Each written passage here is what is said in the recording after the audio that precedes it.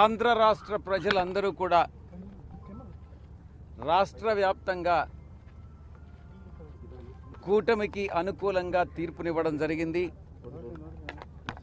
ఎవరైనా కూడా ప్రజాస్వామ్యంలో ప్రజల తీర్పును శిరసావహించాల్సిందే అన్నటువంటి విషయం అందరికీ కూడా తెలిసిందే.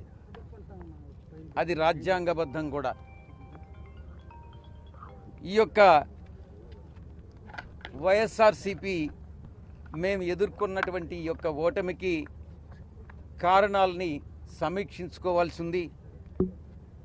ఎక్కడ పొరపాటు జరిగింది, ఆ పొరపాట్లను ఎలా సరిదిద్దుకోవాలి, ప్రజలకు నచ్చనటువంటిది మేము ఏం చేశాం, మేము చేసినటువంటి పనులని ప్రజలు ఎందుకు ఆదరించలేదు అన్నటువంటి విషయాన్ని కూలంకషంగా చర్చించి ప్రతి నియోజకవర్గం నాయకులతోనూ అందరితో కూడా సమీక్ష నిర్వహించి మా అధ్యక్షుల వారు ఆ తదుపరి కార్యాచరణ చేపడతారన్నటువంటి విషయాన్ని మీ అందరికీ కూడా తెలియజేసుకుంటా ఉన్నా.